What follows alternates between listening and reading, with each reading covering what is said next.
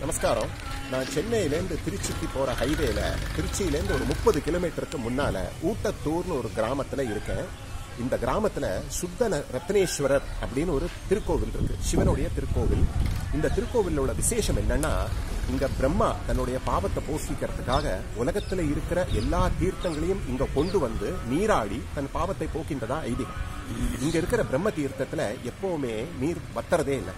இன்னொரு விசேஷம் இந்த கோவில் என்னன்னா, யாருக்காவது கிட்னி ப்ராப்ளம், பொதுவாக என்ன ஹெல்த் ப்ராப்ளம் இருந்தாலும், ஆனா எஸ்பெஷலி கிட்னி ப்ராப்ளம் இருந்தா இந்த கோவிலுக்கு வந்து நடராஜருக்கு வெட்டிவேர் மாலை சாத்தி இந்த கோவில்ல இருக்கிற தீர்த்தத்தை எடுத்துட்டு போயிட்டு தினமும் காலையில வெறும் வயத்துல 48 நாள் சாப்பிட்டு வந்தா கிட்னி ப்ராப்ளம் தீரும்ங்கிறது ஐதீகம். இதற்கு நிதர்சன சாட்சிகள் இருக்கா. இப்ப நாங்க கோவில்ல தரிசனம் பண்ணிட்டு வந்தபோது கூட மலேசியால இருந்து ஒரு ஃபேமிலி வந்து தன்னோட அம்மாவுக்கு 3வது ஸ்டேஜ் கிட்னி ப்ராப்ளம் இருந்தது, இங்க வந்து இந்த தீர்த்தத்தை சாப்பிட்டுட்டு இப்ப டாக்டர்ஸ் வந்து உனக்கு கிட்னி ப்ராப்ளம் இல்லைன்னு சொல்லிட்டான்னு சொல்லி இப்போ ரொம்ப பெருமையா சொல்லிட்டு இருந்தா.